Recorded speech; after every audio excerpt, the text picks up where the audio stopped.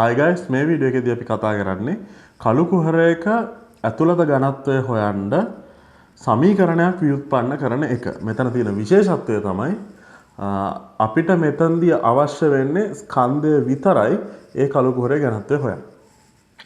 හරි. අපි යන් වැඩේට. එතකොට මේක මම තෝරගත්තේ මේක මම දැක්කේ 2015 ශ්‍රී ලංකා තාරකා හා තාරකා භෞතික විද්‍යා ඔලිම්පියාඩ් ප්‍රශ්න පත්‍රයේ 12 වෙනි ගාන. ඉතින් ඒක සාකච්ඡා කරනවා කියලාත් ඔයගලන්ට හිතා ගන්න පුළුවන්. හරි. අපි යමු ගානට. ගාන ආශ්‍රයෙන් අපි බලමු කොහොමද මේ සමීකරණය ව්‍යුත්පන්න කරන්න කියලා. හරිද? දැන් බලන්න මේ ගානේ ඔයගලන්ට පේනවා කළු කුහරයේ මුළු ස්කන්ධය දීලා තියෙනවා.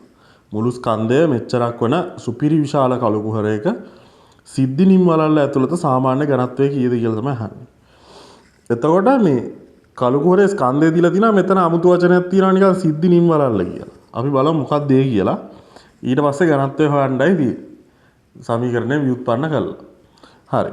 එතකොට දැන් අපි බලමු කළු කුහරයක් ගත්තොත් අපි මෙන්න මේ විදිහට දැන් භෞතික විද්‍යාවේදී මෙතනදී මේ ගානේදී අපිට කළු කුහරයක හැඩයට දෙන්න පුළුවන් උපරිම සාධාරණ හැඩය තමයි ගෝලය කියලා කියන්නේ.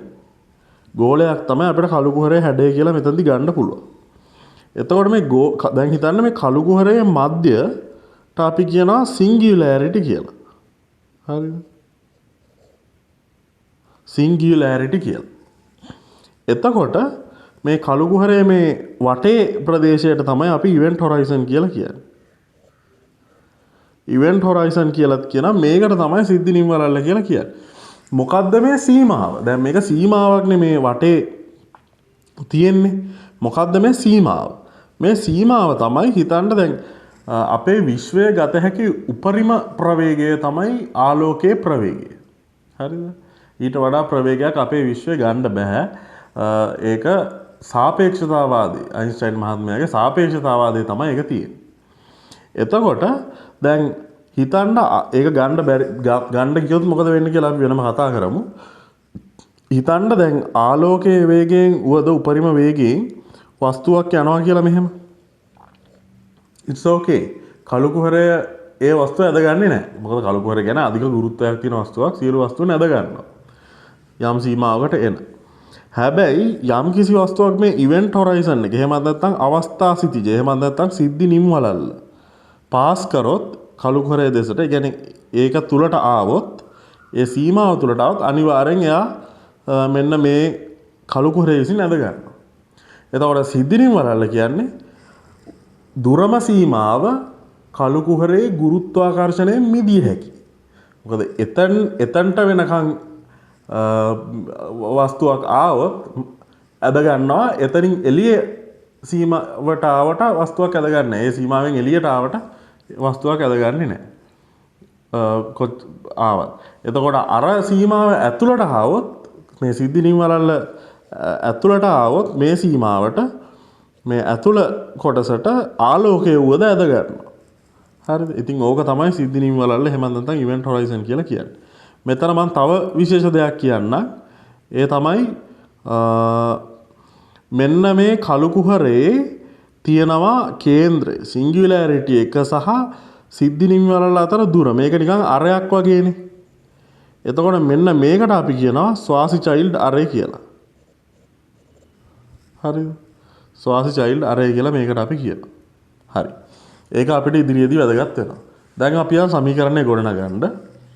ඔයාලා දන්නවා ඝනත්වය දැන් මේ ඝනත්වය සඳහානේ අපි ප්‍රකාශනය ගන්න මේ සිද්ධි නිම් වලල්ල ඇතුළත සාමාන්‍ය ඝනත්වය. හරිද? එතකොට දැන් ඝනත්වය සඳහා ඔයාලා දන්නවා අපිට මූලික ප්‍රකාශනය තමයි ඝනත්වය සඳහා දෙන්න පුළුවන් ඝනත්වය සමානයි ස්කන්ධය බෙදීම පරිමාව. එතකොට මෙතනදී අපිට කළු කුහරයක දැන් කළු කුහරයක පරිමාව හොයන්න ගියාම කළු කුහරයේ පරිමාව විදිහට දෙන්න පුළුවන් වෙන්නේ ගෝලයක පරිමාව. මොකද අපි කළු කුහරයට දිය හැකි සාධාරණම ෂේප් එක විදිහට මේ ව්‍යුහයේ විදිහට ගෝලය තමයි මෙතනදී ගත්තේ. එතකොට අපි දන්නවා ගෝලයක පරිමාව අපිට 3න් 4යි 5r ඝනය කියලා ගන්න පුළුවන්. එතකොට ගෝලයේ ආරය තමයි r කියලා කියන්නේ. දැන් අපිට මේ සමීකරණයයි මේ සමීකරණය ව්‍යුත්පන්න කිරීමෙන් මෙන්න මෙහෙම අපිට ලියන්න පුළුවන්. දැන් මොකද්ද මෙතන මේ R කියන්නේ? R කියන්නේ අපි අර දැන් කලින් කිව්වා මෙහෙම තියෙනවා කළු කුහරය, මෙතන තියෙනවා සිංගියුලැරිටි එක. මේක තමයි ඉවෙන්ට් හොරයිසන් එක.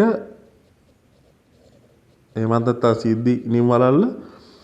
R කියලා කියන්නේ මෙන්න මෙතන මේ අරය.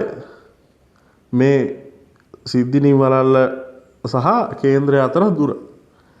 එතකොට ඒකට අපි කියනවා ස්වාසි චයිල්ඩ් අරය කියලා අපි කිව්වා. එතකොට මේ ස්වාසි චයිල්ඩ් අරය හොයන්නේ කොහොමද? දැන් ඝනත්වය හොයන්න අපිට තියෙන ස්කන්ධය විතරයි.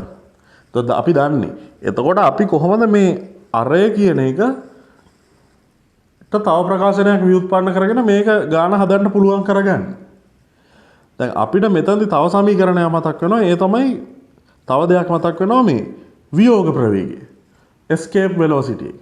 දැන් කළු කුහරයක escape velocity එක. දැන් මොකද්ද escape velocity කියන්නේ? ඕනම වස්තුවක escape velocity එකක් කියලා කියන්නේ ඒ වස්තුවේ ගුරුත්ව ශේස්ත්‍රයෙන් මිදීමට දෙන්න ඕන අවම ප්‍රවේගය. හිතන්න දැන් පෘථිවියේ අපි ගලක් උඩට ගැහුවොත් ඒක ආයි වැටෙනවා. හැබැයි ගලක් අපේ ආයි වැටෙන්නේ නැති වෙන්න ගහන්න ඕන නම් හරිද? ඒ කියන්නේ ගලක් ආයි පොළවට වැටෙන්නේ නැති වෙන්න ගහන්න ඕන. ඒ කියන්නේ වියෝග වෙලාම යන්න, escape වෙලාම යන්න ගහන්න ඕන. අන්නේ අවම ප්‍රවේගයට අපි කියනවා වියෝග ප්‍රවේගය කියලා. එතකොට දැන් මේ කළු කුහරේ වියෝග ප්‍රවේගය අපිට සාමාන්‍ය වියෝග ප්‍රවේගය මෙන්න මේ සූත්‍රයෙන් දෙන්න පුළුවන්. escape velocity එක 2gm බෙදීම r වර්ග මූලය. එතකොට මේ g කියන්නේ නියතයක්. ඒකට කියනවා අපි සාර්වත්‍ර ගුරුත්වාකර්ෂණ නියතය කියලා universal gravitational constant. එතකොට ඒ නියතය ඔයගොල්ලන්ට බලා ගන්න පුළුවන් data sheets වල calculators වල තියෙනවා. අපි සාමාන්‍යයෙන් 6.67 වැඩි කිරීම 10 ඍණ 11 වගේ අගයක් නෙතට එන්නේ. එතකොට දැන් මෙතෙන්දී කළු කුහරයක වියෝග ප්‍රවේගය කොච්චරද? දැන් අපි දන්නවා මේ ඉවෙන්ට් හොරයිසන් එක පාස් කරොත් ඇතුළට ආලෝකයටත් පිදෙන්න බෑ. හැබැයි අපි දන්නවා සාපේක්ෂතාවාදයට අනුව ආලෝකයට වඩා ප්‍රවේගයක් ගන්නත් බෑ. එහෙනම් කළු කුහරයේ වියෝග ප්‍රවේගයේ විදිහට කියන්නේ ශේස්ත්‍රයේ මිදීමට දිවිය යුතු ගුරුත්ව ශේස්ත්‍රයේ මිදීමට දිවිය යුතු අවම ප්‍රවේගයේ විදිහට අපිට සලකන්න වෙන්නේ ආලෝකයේ ප්‍රවේගයම තමයි. මොකද ඊට වඩා ප්‍රවේගයක් ගන්න බෑ. අපේ විශ්වයේ ගන්න බෑ. කළු කුහරයේ මිදෙන්න නම් එහෙම කියලා අපිට සාධාරණයක් කරන්න වෙනවා මේ මෙතනදී. එතකොට අපි ආලෝකයේ ප්‍රවේගයට දාන සංකේත තමයි c කියන්නේ කොසැලිටි කියන එක. ආලෝකයේ ප්‍රවේගය 3 වැඩි කිරීම 10 3 වැඩි කිරීම 10 8 වෙනි බලය ms ශ්‍රේණිය එකවත් වෙනවා විතර වෙනවා. එතකොට දැන් මෙතනදී අපිට මේ ve වෙනුවට කළු කුහරයේ වියෝග ප්‍රවේගය වෙනුවට ආලෝකයේ ප්‍රවේගය කියන එක දාලා සූත්‍රය ආදේශ කිරීමේ හැකියාව තියෙනවා මෙතන. එතකොට දැන් අන්න r අපිට උක්ත කරොත් මෙතනදී c වර්ගය සමානයි 2gm බෙදීම r සමානයි 2gm බෙදීම c වර්ගය. දැන් මෙතන තියෙනවා සමීකරණයක්.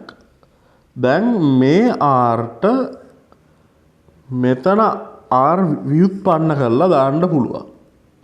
මේක 3 වෙනි සමීකරණය, මේක 4 වෙනි සමීකරණය. මේ දෙක ව්‍යුත්පන්න කරොත් අපිට ගන්න පුළුවන් 3m 4යි 5 දෙකේ ඝනය විදිහට අපිට ගන්න පුළුවන්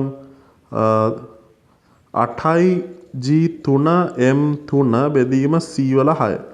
එතකොට මේක නැවත අපිට ලියන්න පුළුවන් 32යි 5 g වල තියෙනවා 3 වෙනි බලය. මෙතන m එකට මෙතන m2 වෙනවා.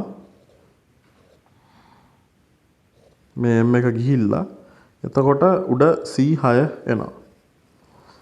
එතකොට මේක අපිට හරියට ලියත හැකි 3යි c6යි 32යි 5 g වල 3 m වල 2 කියලා. එතකොට මේක තමයි ඝනත්වය හොයන ස්කන්ධය විතරක් තීද්දි කළු කුහරයක ඝනත්වය හොයන්න අදාළ සමීකරණය වෙන්නේ. දැන් එතකොට ඔයගලන්ට පේනවා මෙතනදී මේ ආලෝකයේ ප්‍රවේගය නියතයක් විදිහට තියෙනවා. මේක තමයි ස්පීඩ් ඔෆ් ලයිට් එක.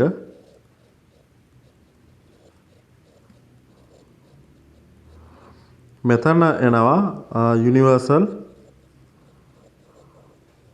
ග්‍රැවිටේෂනල් කොන්ස්ටන්ට් එක. මේ සියල්ල SI ඒකක වලින් තමයි ආදේශ වෙන්නේ. එතකොට මේක තමයි අපිට ඝනත්වය හොයන්න කළු කුහරයක ඇතුළත ඝනත්වය හොයන්න ගන්න පුළුවන් සමීකරණ.